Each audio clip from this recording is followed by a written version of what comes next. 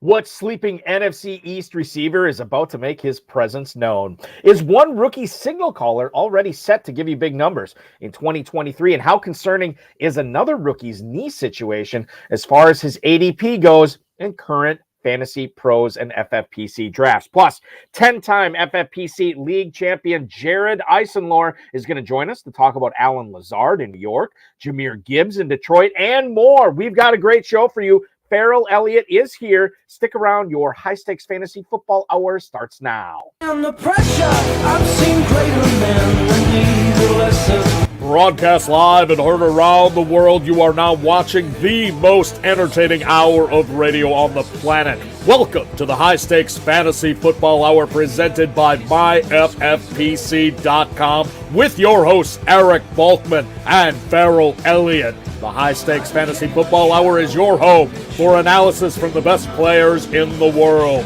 And now, because no one else was available, here are Eric Balkman and Farrell Elliott. Solace in the scripture, are we not all our father's sons? I became a man, nobody ever told me what a man was.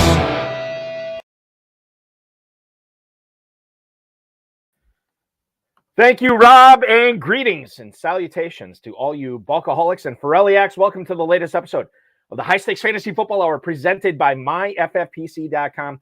I'm your slightly above average host, Eric Balkman. I'll bring in my co-host, the definitive commissioner of fantasy football, Farrell Elliott, shortly. Coming up on tonight's show, Michael Thomas's ADP. Too high, too low, or as Goldilocks would say, just right. The true stud in the Washington Commanders backfield. We're going to tell you who that is, or maybe there's multiple studs there that could be league winners. We'll get into that. And 10-time FFPC league champion Jared Eisenlohr will drop by to discuss Quentin Johnston's prospects in 2023. Jamison Williams, when is the right time to be looking for him in your FFPC and Fantasy Pros drafts, and much more. Now, if you want to connect with us on Twitter, you can do so at HSFF Hour, at Eric Balkman. Always learn more about Farrell's Kentucky Fantasy Football State Championship at KFFSC.com. You can post on our Facebook page at facebook.com/HSFF, or you can also email the show at highstakesfantasyfootball@gmail.com. If you have any questions for us, now is the time to send them.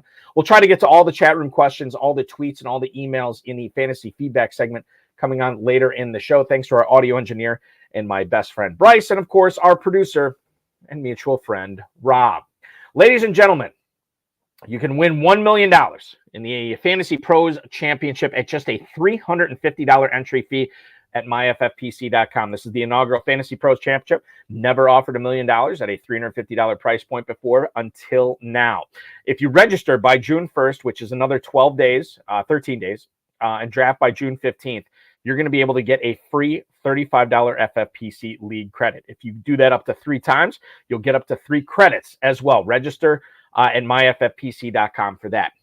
The Dynasty startups are going strong. We got a ton of them popping off tomorrow and Sunday, and a couple that are just this close to being filled, so we can get those drafts going off this weekend as well. That's at myffpc.com. You can play at the $100 level all the way up to the $5,000 level. As a reminder, the FFPC, we've been doing Dynasty fantasy football for darn near a decade.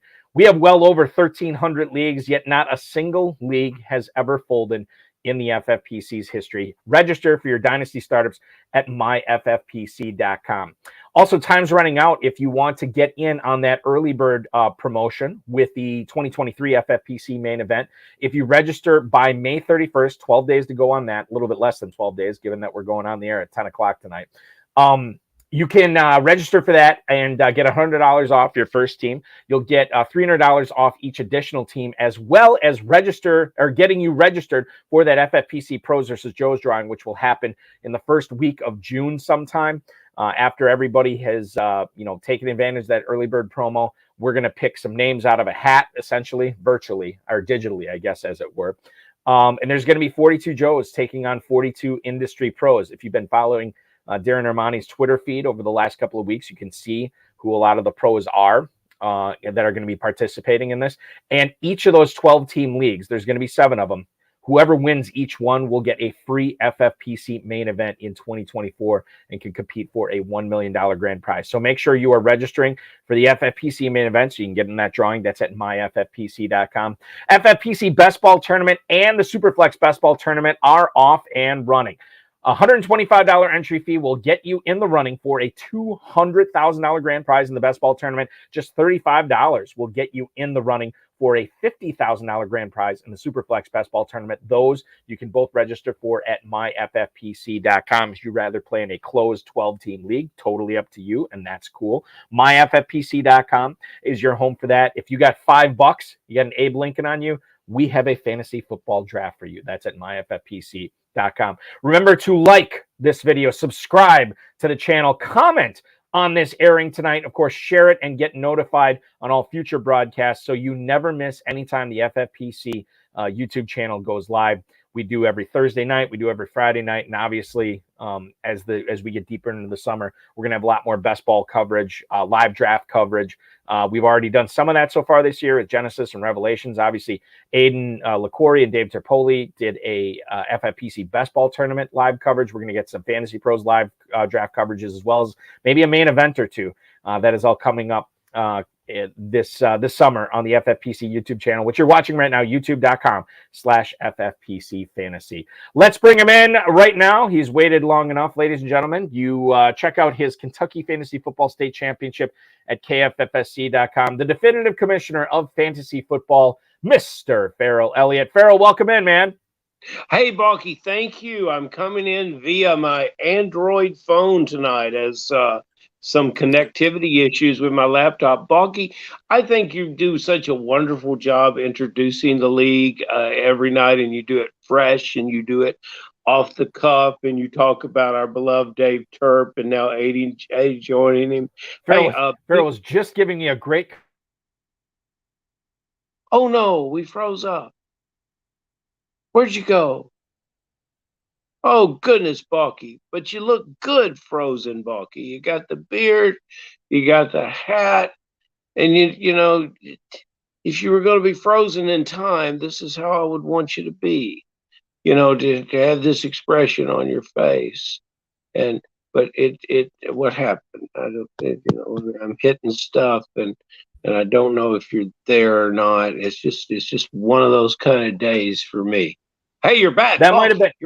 I think that was me. My fault. I apologize for that. I kept talking and entertaining the folks. I was telling them, that if you were not alive, a lovable person that you are, and if you were actually a fossil, we would want to discover you in this frozen state, because you had a beautiful expression on your face and your beard looked great. And I mean, it was really, really good. Now, since we're getting off on a convoluted start anyway, since I am engaged with the microphone and the camera on my cellular device, I don't have access to my email screen. And so I kind of know what I want to talk about to our guest about tonight, but I don't remember questions 2 and 4. I have John Stone, and I wanted to ask him about Schultz, but I don't remember what number 2 and number 4 were. Can you refresh my memory? Yeah, absolutely. So we're going to be talking with Jared Eisenlohr coming up in about 7 minutes or so. Farrell, you're going to ask him about whether FFPC players are going a little too hard after Garrett Wilson and not going hard enough. That's after Alan Lazard. Yeah, and, Wilson and Lazard. Yeah. Yep. And then the other one is we're going to talk about whether Quentin Johnston should be a guy that we look at. I've got Johnston. So what's question 6? Oh, 6 is Dalton Schultz, which I think you already referenced. Well, what is question 8 then? I'm missing one. How many quarterbacks would you draft before Joe Burrow this season? Oh, well, God, that's a crazy question to begin with. Okay, all right. So let's go ahead and you got anything you want to talk about with me? Yes, I do. We're going to bring up a few things here at the top of the show, and this is something I was very excited about because last year I picked up Samaje Perine in a lot of my dynasty leagues. Farrell, I've kept him on a lot of my dynasty leagues, and I'm getting just more and more positive stuff about him in the role he's going to have for the Broncos, at least early on in the season. Nick Kosmider, I don't know if I'm pronouncing it right. My apologies to the Kosmider family. He covers the Broncos for the Athletic, I beg your pardon. He says that Perine's going to have a significant role in the offense. Now, Javonte Williams had that significant knee damage last fall that he is still recovering from. Perine had 782 yards on just under 200 touches in his rookie year with the Foreskins, as you call them. But this is going to be his biggest backfield workload since then, according to Cosmiter.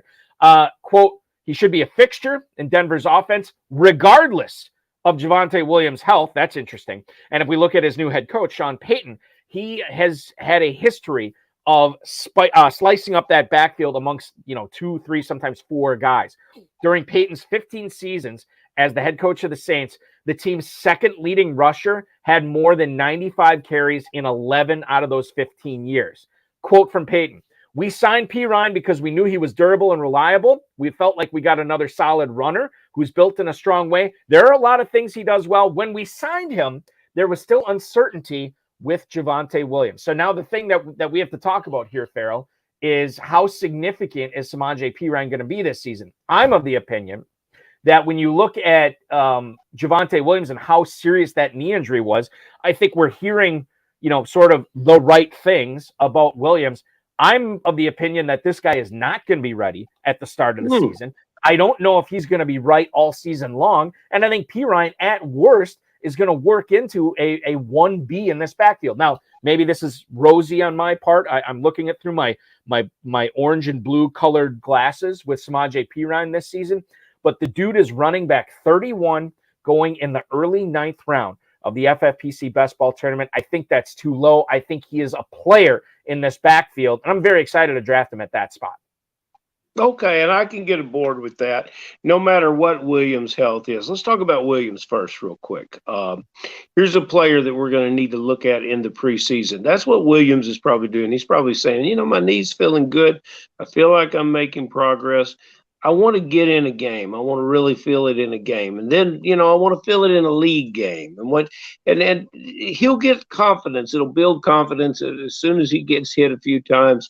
And as soon as he carries the ball and makes those terrific cutbacks that he's good at, he'll be back. But there's plenty of carries in this backfield, and we've always liked Perine. We liked him when he was in Cincinnati. We think he was not used right in Cincinnati. I believe you and I agreed to that in previous shows, and neither did he, because he's left a team that many people could argue is Super Bowl bound. He left the team that he's been with for, is it maybe 4 years now? The guy is relatively young, 27 years old, and he's a 7-year veteran in the league. But his contract offers, 2 years, $7.5 million, were similar from each club. So he obviously feels that he has a role. He's followed the money and the opportunity, and the money was the same. So the opportunity is what he's looking for. And I think he's going to have an opportunity. And Balky, you didn't talk about catching the ball on a team that loves to throw the ball in Cincinnati and has plenty of pass catchers that they can rely on. They also relied on Perine. 38 catches last year, 4 receiving touchdowns. I think in the red zone, he will take some of the pressure off all the Broncos in the red zone. And I think he gives a very big-bodied, hard-running target in the passing game. I think he'll block, big, physical, strong. This guy's durable and reliable. That's what the coach said. I like his MO, and Balky, he has the second best beard in football after you. So, I think you should draft him. You two are a match made in heaven, actually. Yeah, and like Balky, if you could pull up the depth chart of this team, because I can't, because I don't have my laptop working. If you could they've signed a number of backs. I think an XFL refugee, Jaquez Patrick, signed with them this past week. They've signed a number of backs to fill this big role. This is the best one, but they want that role filled. And, we all know there's only one Tyreek McAllister in that backfield. He's got the catch and goal row and the cutback row. So there's some big backs in it. It's just, let's go Denver. They got a good defense. Maybe they can get something going offensively. They also have in that backfield, they signed Tony Jones from Seattle, obviously in that backfield. You mentioned Jaquez Patrick, a guy after my own heart. Go Noles, Florida State. Tyler Beatty, a guy we talked a lot about last year with Baltimore. He's with Denver now. Damare Crockett, and Jaleel McLaughlin are both on this team. And, of course, the aforementioned legendary Tyreek McAllister, who is sure to make waves this year. We love Tyreek McAllister. All right. Michael Gallup, shifting conferences and positions, says he's, quote, very confident he can return to the player he was prior to tearing that ACL in about 18, probably about 16 months or so ago. This according to Pro Football Talk on NBCSports.com. Now, he did only miss 3 games last season, but 39 catches for 424 yards and 4 touchdowns on a career-low 10.9 yards per reception. Woof.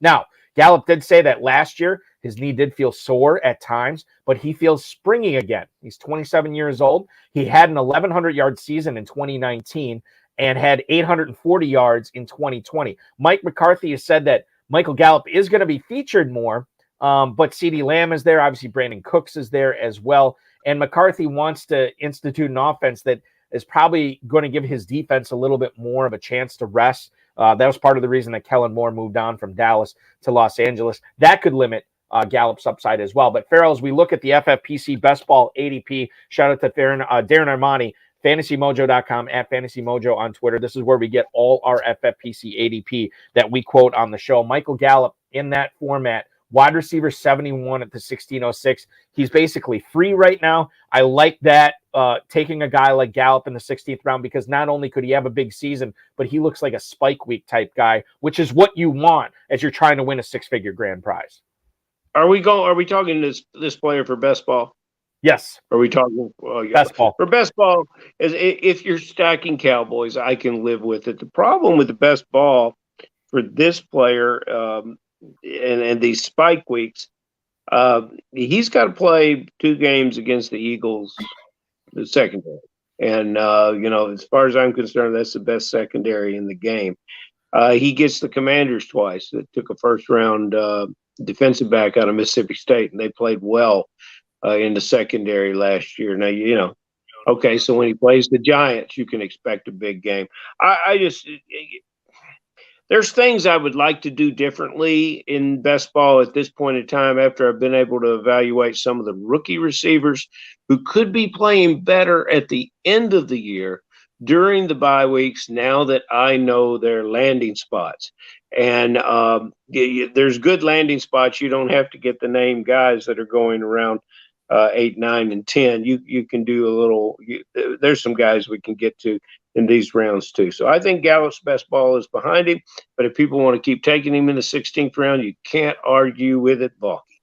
Yeah, I mean it's one of those guys, like, especially as you said, Farrell, if you have CeeDee Lamb and you already have Dak Prescott, Gallup makes for a nice little stacking opportunity there, and it should be pretty cheap as well. I wanted to talk a little bit. We'll get to Jordan Addison. We'll get to Anthony Richardson, a couple of rookies that we've talked about already on the show. But before we get to that, I do want to bring on tonight's guest, who has been feasting in our green room right now, ladies and gentlemen. I'll bring him on right now. He's been attending FFPC, he's been attending live drafts out in Vegas for more than a half decade. Usually has between 5 and 7 FFPC main event teams every year, and usually another 10 to 12 at the Fantasy Pros level as well. For a period this past year, he was actually in the top 10 of the championship round of the FFPC main event. He did end up placing 3 main events, including a championship in one of them. He also recently won the NFFC Playoff Challenge. Nice chunk of change there, $75,000, which means his career winnings well into 6 figures. Lives in Grand Rapids, Michigan, and is a Detroit Lions season ticket holder, lifelong fantasy football enthusiast, and lifelong NFL enthusiast. I'm going to get into that in a little bit. I want to welcome him on right now, ladies and gentlemen. If you're not following him, make sure you're following him on Twitter at JaredE22. Please welcome in 10-time FFPC league champion, Jared Eisenlohr. Jared, welcome in. Did I get your last name pronunciation right? You've been doing good, man. You've been doing good.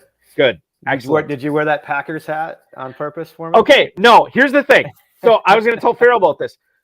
Jared, I live in Northeast Wisconsin, and yep. I've been a Packers fan, pretty much my whole life. Now, my 9-year-old son, had a class trip today, and part of the class trip was taking a tour of Lambeau Field. I've been up to Lambeau Field a zillion times, never actually taken the tour of it. And then so I was like, okay, well, I'll go up there for that. And then afterwards, I went to the pro shop, and to like my kid wanted something. So, and then I was just looking around like, man, this is a Mitchell and Ness hat, and it was on sale. I'm like, I'll be stupid not to get it. So if I wouldn't have just bought it today, I would not be wearing it tonight. But that's why I'm showing it off tonight. But listen, man, I'm excited for the Lions this year. I think it's a great story. It's a great coach. It's a great coaching staff, and obviously that talent there is not only exciting for an NFL standpoint, but very exciting from a fantasy football standpoint. Yeah. Can you tell us before we get into the interview tonight? Yeah, you are heavily invested into watching NFL football and drafting fantasy football. Can you tell us a little bit about sort of the, I guess, written agreement that you have with your lovely and intelligent wife? Yeah. Well, listen, I think like many people, football season, it leads to demands on our time. And I love my family to death, but when football comes around, it's difficult to balance everything. And so to avoid the weekly fights about when and where I'm watching football, or if I'm traveling to an away game or going to Detroit for the game, we sit down, actually pretty soon, shortly after the schedule comes out, and we kind of map out the year, and we say, which away games am I going to go to? I usually bring her to one in October for her birthday. Mm-hmm. And that way, when the football season comes, we're not arguing every week. We know where I'm going to be and who gets the tickets and where we're going and what days I'm going to be gone. And so it just makes for a little smoother season once we get to it. So we've been doing it now for 3-4 years, and we have a lot of fun with it. We post it to social media and let family look at it. Everybody gets a good kick out of it. Yeah. You certainly have football life balance in working order. Well beyond what I have. I should probably adopt something like this with me and my wife as well. So she'll be watching this. She might be watching it right now for all I know. Jared, when you are not winning all these FFPC leagues, can you tell us what you're doing for a living in Grand Rapids? Yeah. Well, right now I'm struggling through fantasy baseball. Just trying to scratch the itch a little bit. It's never been latched on like football has, but I work in tech, so I run sales for a conversational AI and automation company. So when I'm not working or on the road, just enjoying time with my wife, my kids. I've got a 6 and a 3-year-old. Trying to play as much golf as I can, spend time out on the water, and then these days we're picking up a lot on the slow drafts with FFPC, and so me and a group of guys that I go to Vegas with every year for the live drafts, we've got the group text going, and we're getting into the slow drafts and starting to have fun with it. And from here, it's really kind of a slow build until full-on draft season and football season. Good for you. Yeah. Farrell, do you have a question? We lose Farrell. We got Farrell back. I'm sorry. Or maybe we don't. I will ask this question, Jared. Sure. While we try to get Farrell back here. I want to get into the whole Aaron Rodgers New York Jets thing. When we look at and I'm going to reference this for the FFPC best ball tournament. Right now, Garrett Wilson is going off the board. It was wide receiver 10 at the 204, right?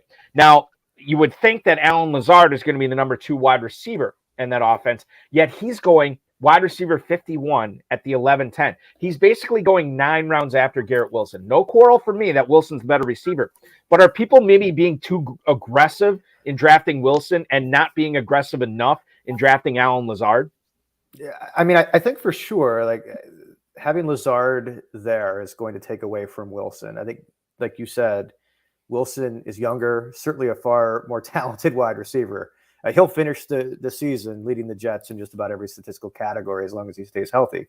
He's that good. But you are paying what I think is an unnecessary premium. When you look at Allen Lazard, he's got the obvious chemistry with Rodgers from their time in Green Bay. He's familiar with the system. So within Nathaniel Hackett's offense. And I can see him getting off to a really fast start because of that. Well, Garrett Wilson sort of gets his feet under him. They also paid him a lot of money to go there. I think it was at $11 million a year or something like that. So if the Jets offense is as good as people expect, there's going to be plenty to go around. And I would much rather get the value in the, say, 11th and 12th round with Lazard. I think you get a higher weekly floor as well. Than reaching, I don't want to say reaching, but paying that premium for Garrett Wilson at 17, 18, where he's been typically going from what I've seen. I think, Lazard's an interesting guy too, because we don't we know, like,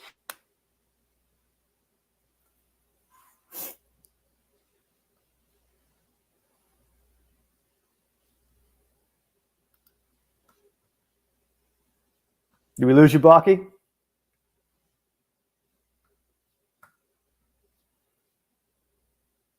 Give you a minute.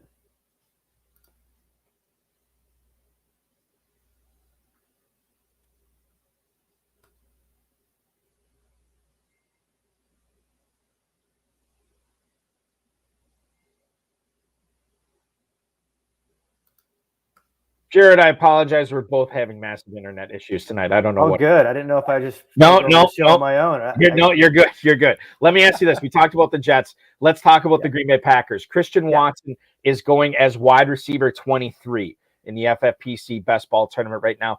508. So basically the middle of the 5th round. Is he going to live up to that ADP this year, knowing that Aaron Rodgers is in New York and Jordan Love is going to be his quarterback? Short answer is no. I don't think so. Now, full transparency, I have Christian Watson in a few of my best ball leagues so far. I think the highest I took him, however, was 5'11". I think he's crept down to like the 5'8", 5'7" range now. He started slow last year. He picked up steam as the season went on. I think he had 4 straight games with a touchdown, but nothing before that and nothing after that. So his production was really in a 4-game stretch. I do like him better in a best ball than I would in a season long. A couple of things scare me, though, I guess, a little bit about Watson. One is the obvious question marks at quarterback. We don't really know what Jordan Love is yet. There's not a lot of other proven weapons in the passing game to take attention away from him. And I see Green Bay, and maybe you can weigh in on this too, at least from your perspective of being a Packers fan, that I see Green Bay putting Love in very comfortable positions early on with the 2 running backs and not asking him to do a whole lot. I mean, he has a lot of weight on his shoulders. The Packers have gone from Favre to Rodgers to now we don't know what Jordan Love is. And so I think they're going to protect him a little bit. Now, for those reasons, I do like him. I don't know if I'm comfortable with him at 5'8" as he's going right now. And I was reading something the other day. I think it was from the Football Guys. They talked about the jump that sophomore wide receivers can make from year 1 to year 2. And since 2014, rookie wide receivers who have had a minimum of 20 targets, on average, on their sophomore season, they get 22% more targets, 30% more receptions, 45% more yards, and 48% more fantasy points. Wow. So that would apply, obviously, to Christian Watson. It would apply to Garrett Wilson, Chris Olave, Drake London, Jahan Dotson, George Pickens, and a couple of the other ones as well. So I think that does bode well for him. I don't know if I'm ready to jump on him early to mid 5th round. I think late 5th round is where I would be more comfortable starting there. Christian Watson going ahead of Jerry Jeudy, Terry McLaurin, Christian Kirk, Mike Williams, and Michael Pittman right now, going right behind DeAndre Hopkins and DJ Moore. I want to talk about, speaking of Mike Williams, I want to talk about a player that we've discussed on this show over the last couple of weeks from a dynasty perspective. I want to talk about Quentin Johnston tonight from a redraft perspective, like the FFPC best ball tournament, for example. He is going, I think at the 10:04 is his ADP over the last 7 days there. How often have you been taking Quentin Johnston knowing that Keenan Allen and Mike Williams are still going to be in that wide receiver room this year? Every time. Every time, as much as I can. I think the last draft I did, I was able to get him at 10-2 out of the 11th spot, and I was ecstatic. I especially like him in dynasty leagues this year as the future of Keenan Allen. Like, we don't really know, and I think with Mike Williams and Keenan Allen, they cannot really stay healthy. And by default, I think he's likely going to be the number 2 wide receiver in most games for the Chargers. And the Chargers throw the ball 65% of the time, which is second most in the league. They have a very capable quarterback throwing him the ball. So for those reasons, like, I think I don't look at Quentin Johnston as a number 3 because I'm sort of counting on Mike Williams or Keenan Allen to stumble or have these nagging injuries that have plagued them for the last couple of years. And him playing most games is the number 2 in a very good offense. Quentin Johnston right behind Brandon Cooks and Courtland Sutton in the FFPC best ball tournament. He's right ahead of Rashad Bateman, Michael Thomas, and Zay Flowers. Let's, speaking of Courtland Sutton, I've heard and read so many people steaming up Marvin Mims ever since the Broncos selected him in the NFL draft a few weeks back. I'm wondering if this is creating and maybe it's not, but I'm wondering your perspective. Is there a buying opportunity on Courtland Sutton now because Quentin Johnson, or beg your pardon, because Marvin Mims is getting people so excited from a fantasy drafting standpoint. But what about Courtland Sutton? Because now he's plummeting. Is now the right time to be striking hot on Courtland Sutton? And I'll bring this up right now before I have you answer that, Jared. Courtland Sutton has an ADP of wide receiver 43 at the 907. Yeah, Mims is intriguing. I think mostly because he can flat out fly, like he's fast. I'm not really getting on that train myself. He's fast. He's going to have a role, the Tyreek, Deshaun Jackson type. And I may be in the minority, but I'm expecting a fairly significant turnaround from the Broncos. Barring a trade, I can see Sutton playing a very key role as a possession receiver, particularly valuable in PPRs for Sean Payton. He's had success, Sean Payton, with these types of wide receivers from the time in New Orleans. So Sutton's 6'4", 220. Michael Thomas, pre-injury, 6'3", 220. Marquise Colston, 6'4", 220. Those guys both fared fairly well in this offense. And so I actually have Sutton in a deep dynasty league I've been in for a long time that has 53-man IDP rosters. And I've had a few offers for him this offseason. I'm just not really willing to let him go. So in redraft leagues, I'm loving value on him in the 10th round. It sounds like he's going a little bit before that now. Yeah. But in a similar spot to Lazard and the Jets, like I think Courtland Sutton is a very good value especially if you go running back, tight end, quarterback heavy early, and you need some good value picks on wide receiver. He will be on more than a few of my rosters this year for sure. I think, and Sutton's the type of guy, like I have him on a couple of dynasty leagues. And if somebody would have given me like an early second round rookie pick prior to the rookie draft, even in a year when I'm not really excited about this draft so much, I probably would have parted ways with Sutton for that pick this year. I never got that offer. I'll ride it out this year and see what happens with Sean Payton. But I'm not terribly excited about him right now. And the Marvin Mims thing isn't doing me any favors, too. A little scary. Yeah. Very scary. Yeah. But I'm kind of with you. Like, so when you say that you think the Broncos offense bounces back, have you been investing in any? We talked about Samaje Perine at the start of the show. Have you been investing in any Broncos players this year, Jared? Yeah, I think Sutton has been somebody I've invested in. I've also been in a lot of these best balls. The way depending on how I play the tight end position, like where it's falling to me and where I'm drafting and what players are falling. Greg Dulcich has been somebody that's ended up on the back half of the drafts as some tight end depth. I did reach a bit on a best ball with Javonte Williams going back in a draft I did in January, February. I'm hoping there's some production at least somewhere along the season, but I was able to make a play on him in the 6th, 7th round. Outside of that, I do have a couple of dynasties where I've got Russell Wilson still on the roster. So part of me is hoping that's going to be a rebound because of that. But I don't know that I'd be targeting Russell Wilson or any of those guys in a redraft right now. Dalton Schultz has been kind of a polarizing guy. I was listening to the GOAT District podcast when they did their live coverage of the Genesis and Revelations drafts, or as they call it, Revelations and the minor leagues for the Genesis. But I know those guys are not big Dalton Schultz guys this year. He is moving to a worse offense from Dallas to Houston. However, the target share you would like to think is going to go up.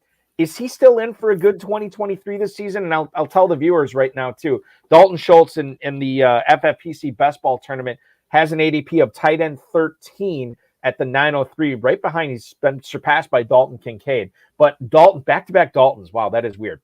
Dalton Schultz at the 903, tight end 13. Seem like a good spot for him. What are you prognosticating for him this year, Jared? Yeah, I'm struggling a little bit on Dalton Schultz. So I think the upside, one thing you didn't mention that I think will play to his advantage is favorable game scripts. I mean, I think I don't see the Texans milking the clock to get a win many times this season. So, he could be a very good safety valve for what's likely going to be a rookie quarterback that's starting. There's not a lot of passing game weapons outside of Robert Woods. That said, it is a quarterback downgrade. Coming off some injuries, it does give me a little bit of fear. Maybe I shouldn't read too much into this, but no other team really made a big push for him in free agency. Right. And he ended up taking $2-3 million less on a 1-year deal than he was originally offered by the Cowboys. And so something just doesn't feel good there. Like, I think there's certainly a case to be made, especially in the tight end premium leagues. I think he's a solid tight end too. I think I'll have some shares of him because of that, but the majority of the leagues I play in are tight end premium. And so, we tend to sit there with 2-3 tight ends in them. I think that's what I see him as. I think last year he was being drafted as a clear-cut top 5 tight end 1. And I think he's definitely in the tight end 2, mid to high tight end 2 territory this year. Just a lot of question marks that I'm just not quite comfortable with yet.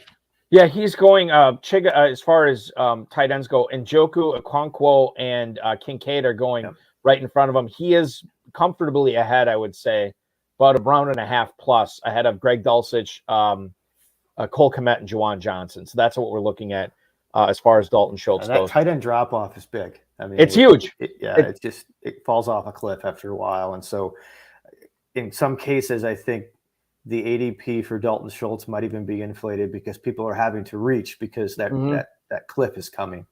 And I think it's a bit inflated based on what his real value is. In drafting your teams this year, but be it the best ball tournament, fantasy pros, whatever, what's sort of been your approach to tight ends, Jared? Are you trying to get one of like the top 3 or 4 and then see what happens after that? Or have you been varying it up? Yeah, it's been a mixed bag. It really kind of depends on where I'm drafting.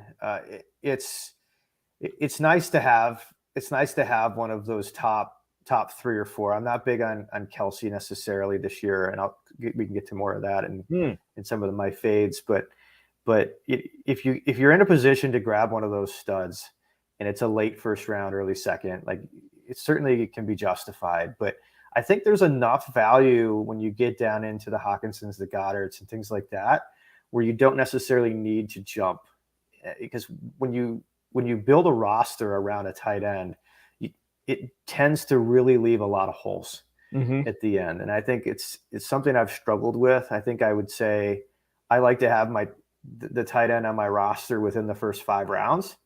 But it's very rare that I'm doing it in the first or second. Interesting. Yeah. I know I was looking at some of Farrell's KFFSC league where I play a bunch of teams in there. I was looking at some of them after the draft, and I'm like, okay, this is it's okay for running backs, it's okay for receivers. This team doesn't look all that great. Well, then I realized I took Travis Kelce in the first round. I'm like, oh, okay, so that explains sort of like why I'm not in love with my backs or receivers. Is because I invested in tight end early, which could work out. It might not, but I get what you're saying with that as far as the drop off goes, and as far as the dangers of drafting a tight end early.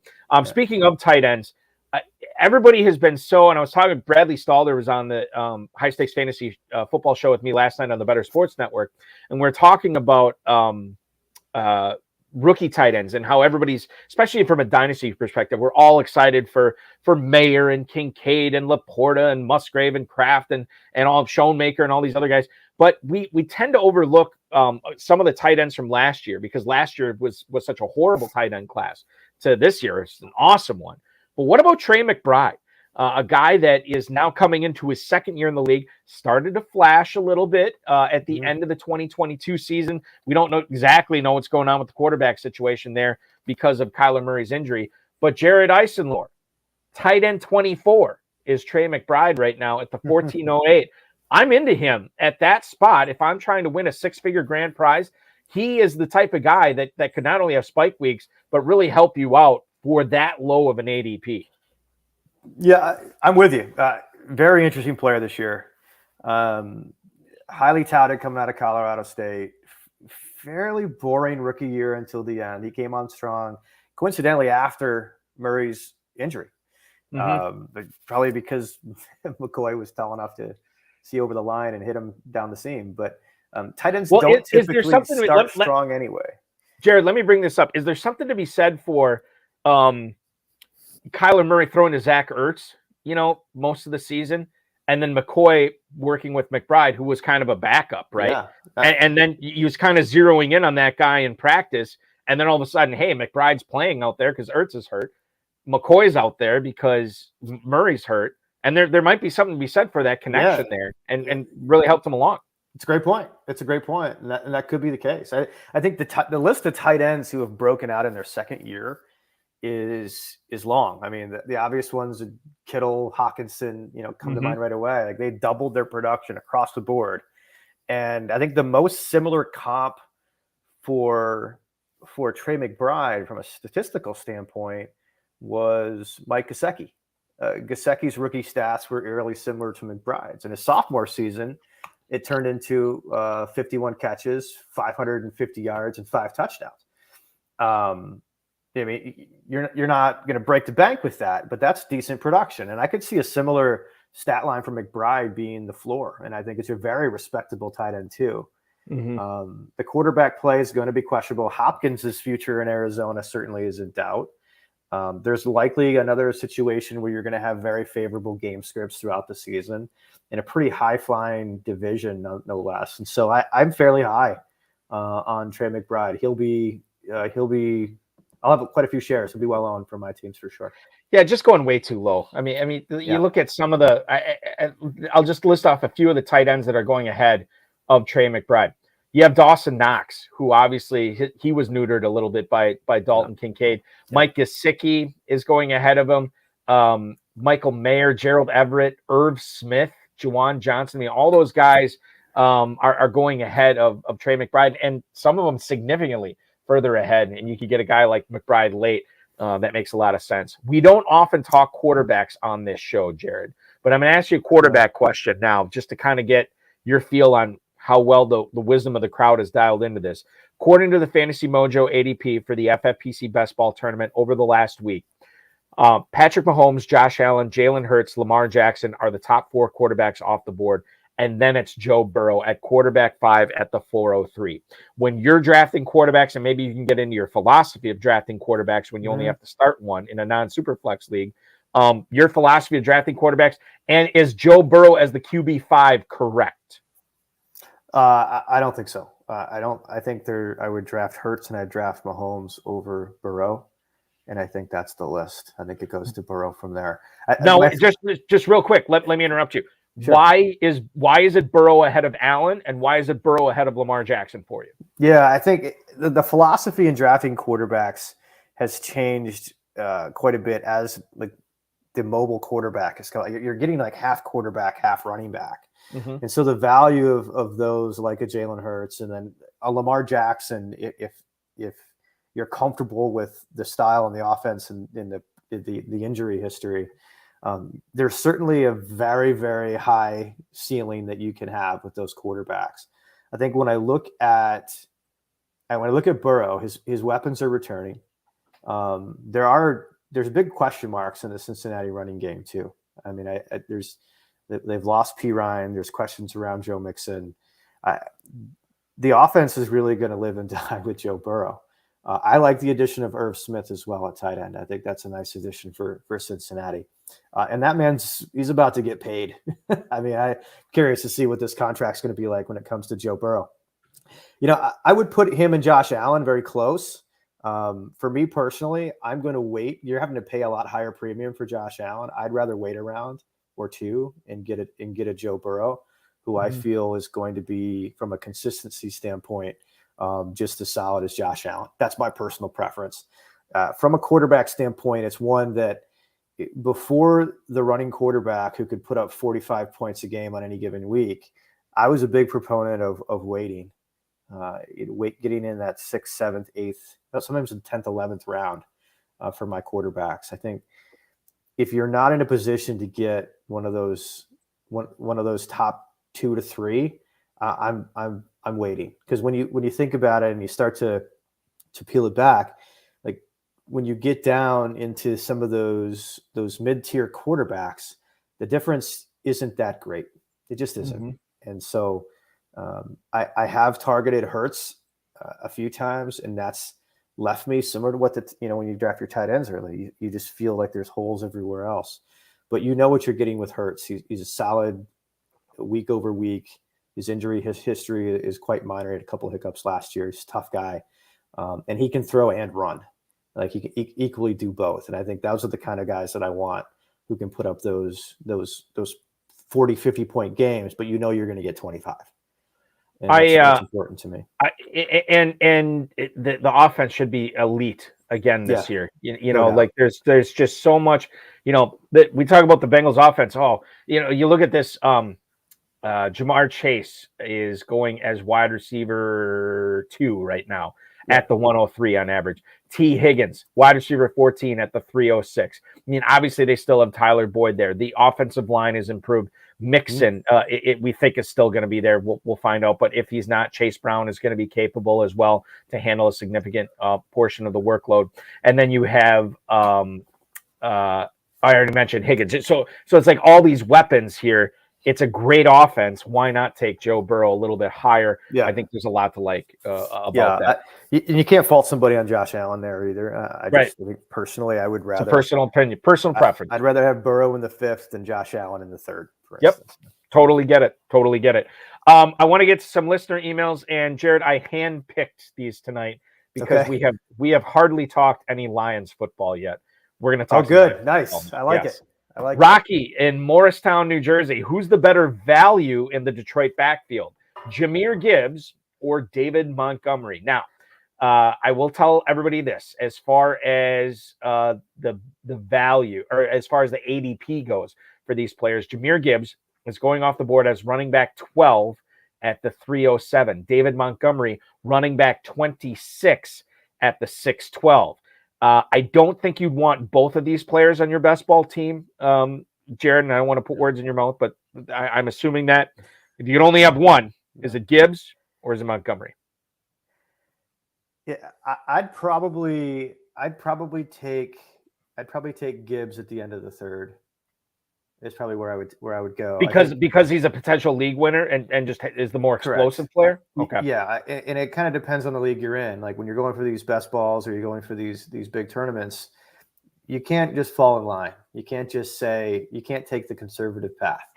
And I think you know what you're going to get with Montgomery. I think he could score a lot of touchdowns. Look at Jamal Williams last year. This is a great offensive line for the Lions, but you also get a lot more in the passing game. And I think Jared Goff has played admirably, but he's not known to go down the field a whole lot. So when you get a weapon like Jahmyr Gibbs coming out of the backfield, I think you get a lot of PPR opportunities there too. And so I would lend to say Jahmyr Gibbs rather in the 3rd would be my preference. Let's go to the YouTube chat right now. Question from Easy Morning Rebel: what's it like being a co-manager with Matt Stoken? I believe I'm pronouncing it right. LOL. What can you tell us about Matt Stoken and being a co-manager with him, Jared? Yeah, I've had to do that before. I think this is an inside joke. I think we've got some people watching, but I remember the first time I took Matt Stoken out to with our group out to Vegas and had a draft. It was his first FFPC draft, and we did it together. And I wanted another one to sit in on anyway. I think it was the COVID year, actually. I remember being at Caesar's Palace instead of playing at Hollywood. Okay. And Matt and I's friendship was tested quite a bit when he was going after Marlon Mack, I think in the 4th round, and I said, you can't do it. I'm not doing that. And I think Sammy Watkins was also in the mix there, and so I think there was some tense moments for us during that draft, and that was the first and the last time I ever agreed to. Co-own a team with co-manage team with. So the team did not fare well that season. It was abysmal. It was abysmal. I'd be surprised if they won a game. I couldn't have my name attached to that. I just said, "You're on your own, man. You're on your own. I'm out." Let's go to Don in Luverne, Minnesota. Hi, Jared. At what point in my Fantasy Pros draft should I start looking at Jamison Williams? Thanks. That is Don in Luverne, Minnesota. We've been using FFPC best ball ADP for the course of the program tonight. I will bring this up for Fantasy Pros for Don here. Jameson Williams, Jared, wide receiver 48 at the 9-12. Should he be looking at Jameson Williams earlier than the late 9th round? Your thoughts on Williams? No, I not earlier. I think there's a point where you say, hey, let's take a shot. But even before his suspension, I'm as big a Lions fan as there is on this earth. And I don't get the vibes. I don't like the vibes I'm getting on what's going on with him this year. He wasn't particularly impressive when he came back from his injury at the end of the year last year. A couple of big drops, body language. And there's some hints from Holmes and Campbell even that they're just not thrilled with his work ethic right now. I think the suspension only serves as another strike against him. And I think he's on a pretty thin line. I don't have any insider information to say that. I just kind of what I'm reading and following this team so closely. So there's no one I hope I'm more wrong on than Jameson Williams, because he would be a dynamic addition to our offense. I'm just candidly not touching him in redraft, best ball, dynasty this year, unless he were to completely fall into the back quarter of the draft. It's not something. I'm happy to be wrong. I'm just not. It's not on my team.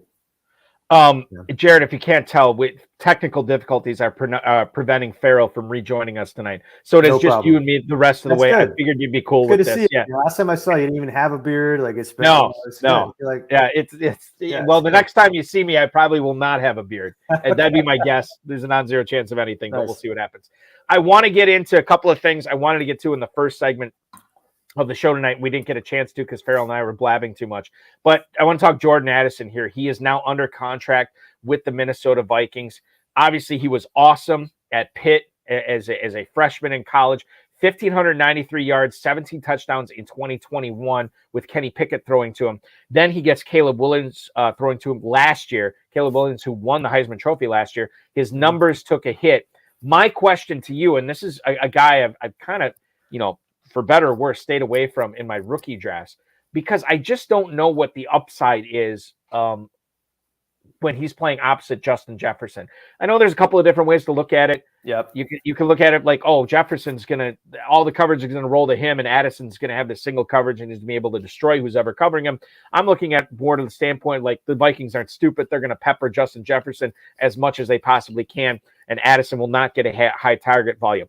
I am more on that side than anything else. Your thoughts on Jordan Addison as wide receiver 39 at the 802 in Fantasy Pros drafts? Well, you got Hawkinson too. And Hawkinson, that's a great point. Yeah, you got Hawkinson too. And so there's a lot of mouths to feed there. I tend to be more in the camp that you're in, and there's not a chance. Justin Jefferson is just not somebody that really can be stopped. I mean, if he could be easily stopped, they would have stopped him already. And so unless you're going to be rolling 3 people over to him, 2 hasn't really been enough. Surprisingly, the team that did do a good job with it last year were my Lions. And, I think it was week 2 and it was an anomaly because he had 2 catches for 20 yards or something like that. And we were the worst defense in the league. So I think Justin Jefferson is really hard to go against. Now, KJ Osborne did a good job in that role last year too when Thielen was hurt. But even when Thielen came through, it kind of depends on where Jordan Addison's going to slot in. I mean, if he's going to play that Thielen role, and I think you've got a lot of crosses over the middle, you've got a lot of shorter passes that he can be sort of the underneath guy. So I'd be curious to see how they use him. But I do think your floor is pretty high with Jordan Addison. I think it's going to be some, at least some consistent production.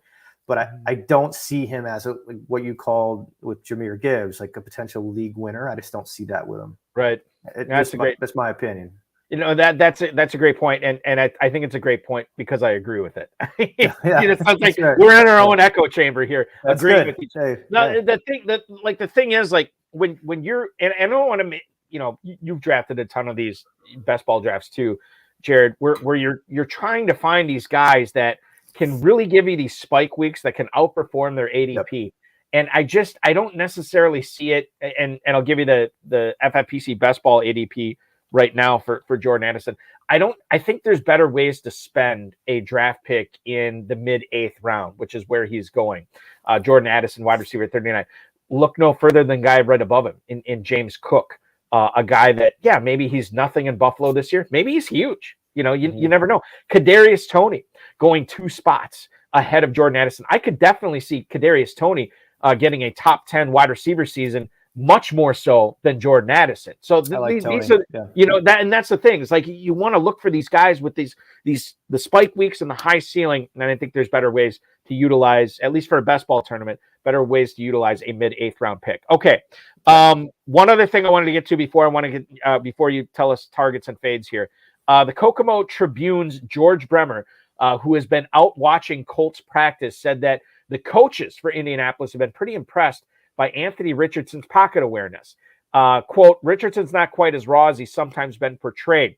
He showed off some of his high-level playmaking ability even during the brief rookie minicamp. Now, legendary upsides Pat Kerrane said that last year his sack rate for Quentin Richardson, Jesus, I'm losing it. That's like basketball 25 years ago. For Anthony Richardson, his sack rate under pressure was lower than any quarterback dating all the way back to 2015. Now, they're in shorts. They're not wearing pads. Obviously, it is fluff piece season. That said, he's wide receiver 12 in the FFPC best ball tournament right now. We think he's going to start week 1. And this is a guy that, you look back to where this guy was being talked about in February. He's a project. He's not going to be ready. Not so fast, my friend. It seems like he is ready. He is going to be playing. And this is a guy that has, speaking of legendary upside, a guy who never tested, or a guy who no one has tested as good as him at the NFL Combine. The upside is huge here. Your thoughts on investing into Anthony Richardson this year in the FFPC best ball tournament at the 8-11 as quarterback 12, Jared? Yeah, I didn't really watch him play much at Florida. The first time I saw him was when he was at the Combine. It was amazing the size of this guy. Like he's in his athleticism, like it's incredible. I think I have a bit of bias on situations like this because I go back to one of the live drafts I did in Vegas. I remember sitting there I drafted in the 2 spot, and so we're coming back in probably the 10th round, and I was at 10-11, and I was going to pick again at 11-2. And there was a quarterback there that I said, he'll fall to me at 11-2. His name was Patrick Mahomes, and he was getting ready to start for the first time. Right. And I said, he'll fall back to me. And he didn't.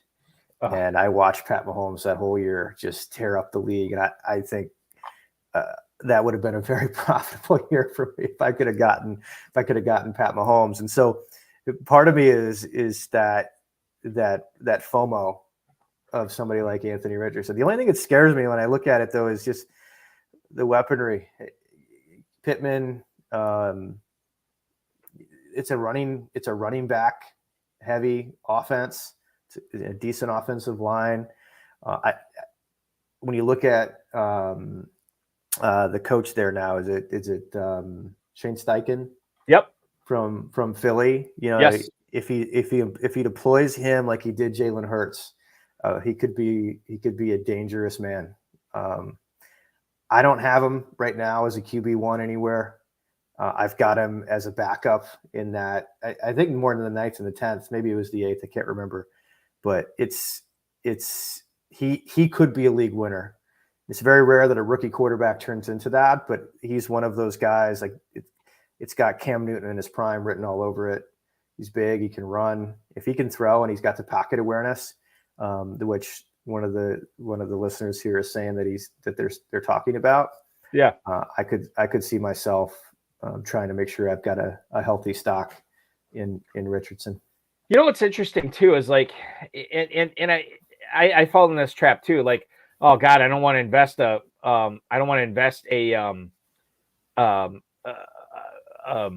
pick that he is going to be my starting quarterback because he's being drafted as a starting quarterback right now.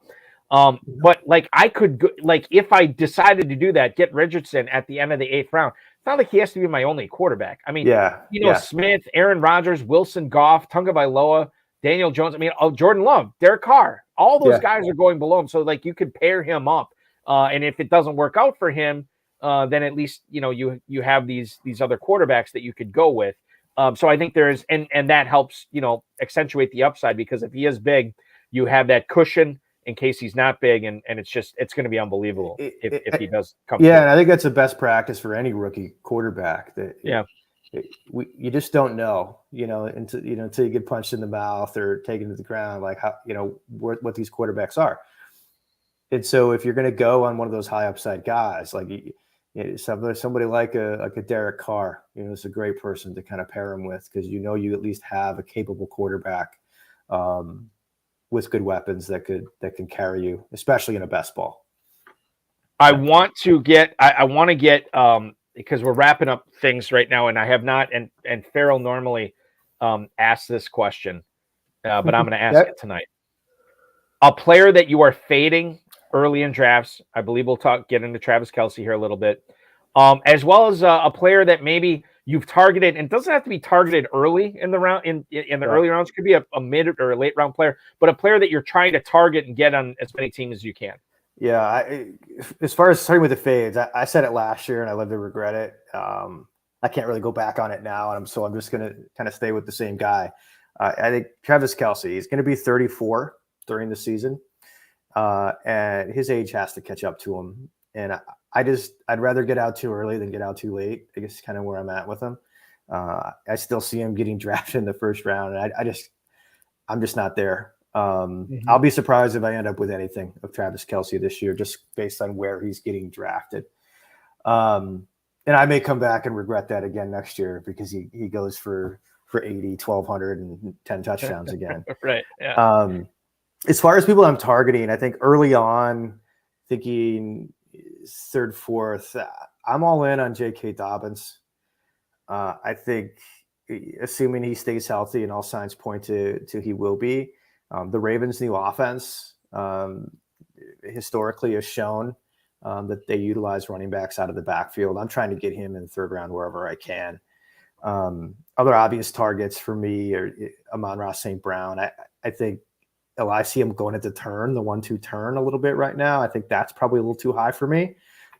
Even as a Lions fan, I'd like to see him maybe mid-second. He's just not falling there much anymore, but he's somebody I would love to have shares on, and I do have him in some dynasty leagues. And when I look a little later in the draft, I am high on both Mike Gesicki and Juju Smith-Schuster, probably more so than a lot of people, just relative to their ADPs, mind you. Bill O'Brien coming back to the Patriots, a mildly competent offensive coordinator. You don't have Matt Patricia running the show. Right. And previously when he was there was a lot of success with other tight ends and slot receivers like Gronk and Welker and Edelman. I'm not expecting them to be the MVPs of the league, but I think if you're looking for some mid-late round guys, I think there's some good floors with some decent upside potential with Juju and Mike Gesicki. And if I'm looking at the last half too, Rashid Shaheed, especially in the best balls, I think he's kind of a sneaky sleeper for me. I'm a little worried about Derek Carr's ability to throw the deep ball. He was actually, I think I was looking and saw he was 10% less accurate than Andy Dalton was on the deep ball last year, but he can flat out fly, and Carr over Dalton is an upgrade overall. And I think he can be particularly valuable in the best ball format. He's a threat to score a deep one every week. A guy who is a threat to score a 7-figure grand prize this year in the Fantasy Pro Championship, as well as the FFPC main event. You follow him on Twitter at JaredE22. I lied. This will be my last question. Who wins the NFC North this year, and how far into the playoffs do the Detroit Lions get, Jared? Yeah. The Lions will win the North. We're going to have the first playoff game in the history of Ford Field this year. We're going to win our first playoff game since 1992. Here we go. I'm not going to say we're going to go to the Super Bowl, but I do think we take a couple of big steps. I think we win the division. We host a playoff game, and I think we win a playoff game this year. Good on you. That's going to be exciting for the NFL. The goal is to get to a point where that's not something that we're like super enthusiastic. Like that's Right. not the end goal, but I think for Right. this year, the step we need to take, I think we have to get that under our belt. It's going to be a fun season for It the is. Lions. 111 days away. If only we could get and like we had them on Hard Knocks last year. Boy, Yeah. it would be so entertaining if we get them on Hard Knocks again. They were Dan Campbell is love like it. made for that show. I'd love it. We'll find out what happens. I know it won't be the Lions, but it'll be somebody else. But it could be Jared Eisenlohr winning $1 million in the Fantasy Let's Pro hope so. Championship or the FFPC main event. Follow him on Twitter at JaredE22. Jared, thank you so much for hanging out with me tonight, talking a little fantasy football. Appreciate it. Be good. We'll talk with you again soon, man. Good to see you, man. All right. Absolutely. Take care. Thanks, Jared. Jared Eisenlohr, ladies and gentlemen, the 10-time FFPC league winner in the Fantasy Pros, the mid-stakes, the FFPC main event, and, of course, Dynasty Leagues as well. Jared E22 on Twitter. I want to thank him, Farrell Elliott, the FFPC, Rob Bryce, and, of course, each and every one of you for hanging out and watching tonight. We will be back next Friday at 10/9 Central with 9-time FFPC league winner Frank Shinnick. He will be popping aboard to talk about his early drafts, sort of the lay of the land, what is standing out to him in drafts this year, and much more. A guy who's been playing, God, I think this is probably his 10th year playing high-stakes fantasy football, so he will have a lot of wisdom to share. In case you missed last night's high-stakes fantasy football show on the Better Sports Network, you can go back and watch it on the FFPC YouTube, Facebook, and Twitter channels. It was yours truly and Best Bell Fantasies, Bradley Stalder, chopping it up. 2 full hours of nothing but fantasy goodness. Great stuff there from Bradley. Really appreciated him popping on. Next Thursday at 7/6 Central on the High Stakes Fantasy Football Show on the Better Sports Network, which you can watch on all the FFPC social media channels and bettersports.com. Dynasty League Football's Ryan McDowell will co-host with me for 2 hours. That's going to be a lot of fun for anybody who's, trying to figure out what happened in their rookie draft, what to do after the rookie draft, the steps you need to take to building a dynasty juggernaut from now until the start of the season. Ryan McDowell will be here to answer all your questions. Register by June 1st in the Fantasy Pros Championship as you try to win $1 million. If you do that and draft before June 15th, you get a free FFPC league credit into your account for $35. You can get that up to 3 times. That's well over $100 worth of free FFPC teams. You can win $1 million in the FFPC main event. Make sure you are registering by the end of the month so you can get in. Not only can you save $100 off your first team, but you will also be entered into the FFPC Pros versus Joes drawing that will happen sometime, I believe, the weekend after the early bird. So like June 1st, 2nd, 3rd, 4th, sometime around there, we'll have the drawing and we'll announce who the Joes are right here live on these airwaves on a special Wednesday night show that week. I got to check my calendar here. We will announce them on Wednesday. I think Wednesday I think it's June 7th we're doing that. No, June 9th. June 9th we'll announce it. Jesus. I'm sorry, everybody. I'm all discombobulated tonight, but I think June 9th, don't quote me on that, but I think we'll reveal them on this show on June 9th, who the Joes are going to be participating in, trying to not dethrone because the Joes are the champs right now, but to take out these pros en route to winning a free FFPC main event entry for 2024. So myffpc.com is where to register for the main event so you get entered into that drawing. You can also win $200,000 in the FFPC Best Ball Tournament, just $125 to join there. Get a lot of good info from Jared Eisenlohr tonight on what players you should be targeting and fading and that to try to win $200,000. And if you want to play in the Superflex Best Ball Tournament, it's only $35 to join. You can win $50,000 grand prize. That's at myffpc.com. Plenty of dynasty leagues are going off tomorrow. Make sure you're registering for those. They start at $100. They go all the way up to $5,000 if you want to play fantasy football year round. That is the place to go, myffpc.com. And of course, the Fantasy Pros tournament, Fantasy Pros Championship, beg your pardon. I am commissioning the midnight draft tonight, which Dizzle told me is already filled, but there is a 12:30 a.m. draft. If you want to jump in that, I'll be commissioning that as well. So feel free to register at myffpc.com. We'll hang out and you can try to win $1 million tonight. Nothing wrong with that. Remember to like this video, subscribe to the channel, comment on this video, and share it.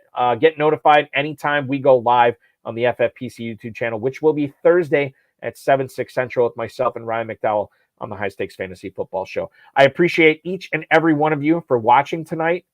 Thanks so much. Or even if you're downloading this, streaming it later, I appreciate that as well. Your weekend officially starts now.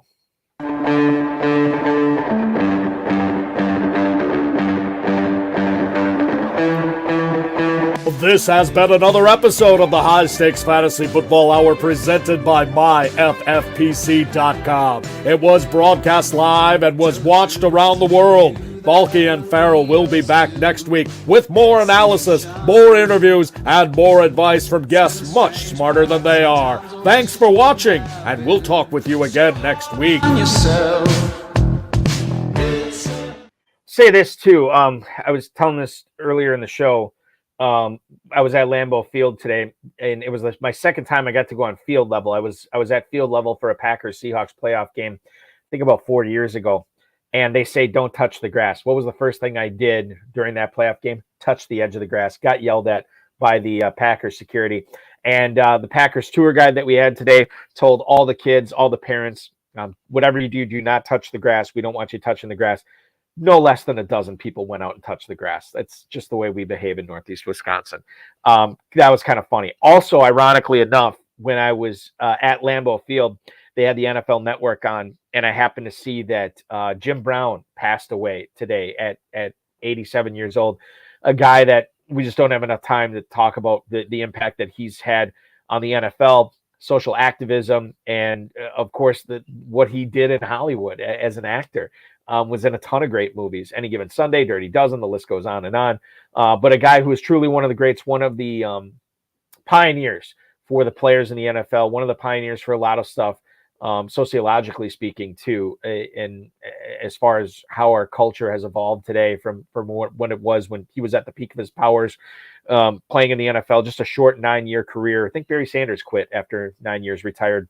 But yeah, Jim Brown will be missed. Really sad news to see him go today. So I definitely wanted to give a shout out to him, HSFF or FFPC, all the FFPC players, the community, thoughts and prayers with the Brown family. RIP Jim Brown, and we will see you again soon. Thank you so much for watching, everybody. Certainly appreciate it. We'll be back on Thursday for the High Stakes Fantasy Football Show, and of course Friday for the High Stakes Fantasy Football Hour.